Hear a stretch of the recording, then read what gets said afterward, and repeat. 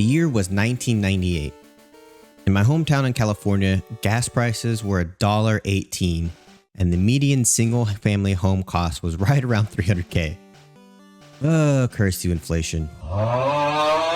Nintendo released their first video game of a franchise that would not only create a phenomenon, but a long-lasting franchise with its own culture. Pokémon Red and Blue was released in September of 1998 in North America, almost 3 years after Red and Green released in Japan. Setbacks in coding caused the company to have to start from scratch in recoding for American audiences at a costly $50 million. There was a lot of pushback from investors, but at the end of the day, it ended up being worth it in the end, as the game's releases marked the beginning of what would become a multi-billion-dollar franchise, jointly selling over 300 million copies worldwide. Business aspect aside though, the games are still considered to be two of the best games of all time, and they were one of the last games ever released on Game Boy Color, but only two of the few that used the Color moniker to its full advantage. Now at 8 years old, the 3-hour drive to visit family was a big monthly event that allowed me to play these games and enjoy them to their full extent. And from the very beginning, they pull you into the lore of the Pokemon culture, between the astounding soundtrack they have, which is still iconic till this day, the cute Pokemon, and the strategy of the game. It was easy to find yourself getting lost in the lore. Pokemon Red and Blue was a unique take in the adventure games to the likes of Zelda. The twist was adding catchable and trainable creatures that you could not only befriend and fall in love with, but use as a tool to get through your adventure. And like any good game though, the story isn't the end of the enjoyment. Even after beating every trainer you possibly can and defeating the Elite Four, the overall goal is to complete your collection of Pokemon. A dynamic of video games all but lost in current video game culture. Side quests that give a game its character. Character in the actual games and character in creation and creativity in creation of these games have been lost. And from the very beginning of these games, each city has its own color palette and name to match, and their own theme song. The soundtracks to these games are still iconic to this day. There's also particular tasks or Pokemon you can find in each town that usually are not found anywhere else. That makes exploring extremely intriguing. Each NPC in the game has a specific yet short set of dialogue, some of them being nonsense, but the majority being useful to your quest along the way. Some will even trade you rare Pokemon that are uncatchable throughout the game, and again make it intriguing and almost necessary to talk to every person in the game to complete your quest to catch them all. The game even promoted playing with friends who have the other game, as some Pokemon are only obtainable from trading between Red and Blue, as each game only has certain Pokemon that the other one does not. And some Pokemon, like Haunter for instance, can only evolve through trades.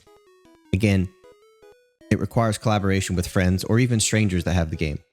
Games like this don't exist anymore. An RPG like that is fun and engaging and not too confusing to follow. They don't take an extended lunch break to complete and leave you feeling underwhelmed at the completion. The great thing and sometimes frustrating thing about these games is that the wild encounter of Pokemon are somewhat random. Each area has the same 3 or 4 Pokemon for the most part, but the order in which you encounter them and how many times is completely random. And the chances of catching a Pokemon differs depends on which Pokemon, which Pokeball you use, and their HP and health status. Amongst other things, this makes every single playthrough completely different, whether you play it once, or like me, completely psychotic and have played each of these games thousands of times. But what has kept these games relevant still all these years later is not that just that they transcend time, but with ever-growing technology, these games can be available to pretty much anyone at any time. With emulators booming currently, anyone with a smartphone can play these games whenever they want. I'm sorry to say iPhone users, but Apple locks down the App Store. Playing on the iPhone is much more complicated and will 100% require a PC to allow you to play it. I didn't make the rules, that's why I'm an Android user. Going back and playing these games through emulators and ROMs, while technically legally questionable, have kept these games relevant. In fact, peeking into our next episode a little bit of this series, mods for these games have created a resurgence of the early Pokemon games in recent years. Pokemon Emerald Kaizo is one of the most popular mods specifically for Nuzlocke runners, as it is near impossible to complete, with its randomizer Pokemon structure and difficulty of battles being raised near tenfold. Now, I will let you guys know that I have played the Pokemon Emerald Kaizo myself, and I was able to complete it. I was able to beat all of the, I was able to defeat the Elite Four, and I was able to catch all the Pokemon and complete my Pokedex, which I have not done in any other game. But I think the challenge of the game and the fact that it is engaging and challenging, and it takes a lot of strategy specifically for that mod. I wanted to complete it, and I felt a sense of satisfaction when I did complete it that I haven't really felt on these other games. But that's to say that that mod is extremely, extremely good. Now, like I said, it's one of the most popular mods, specifically though for Nuzlocke runners, and it is essentially impossible to complete. And if you don't know what Nuzlocke challenge is, I suggest looking it up.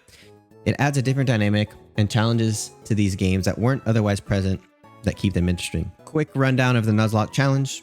Usually it is randomized, so you will not have the original starters. It could be any Pokemon you can get as a starter. You can only catch one Pokemon per area, and then any Pokemon that get defeated in battle or faint, you have to release. You can no longer use them. Oh, and you can't level your Pokemon higher than the highest leveled Pokemon in the gym battle. So those are kind of some of the rules that go along with Nuzlocke challenges. It makes it way, way more difficult, and add that to the fact that how hard that mod is, it makes it nearly impossible. But all in all, I personally hold these games in very high regard.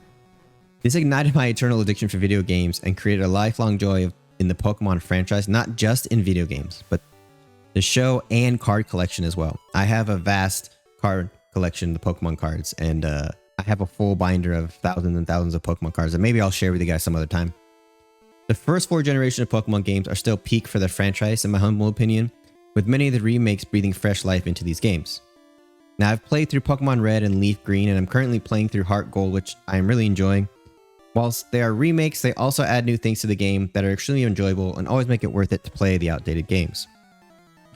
Now, I hope you all enjoyed this video. I hope to continue with this docuseries episodes of games that I truly enjoy. The next 2 episodes, episodes 1.5 and 2, will also be Pokemon games, Pokemon Yellow and Pokemon Emerald.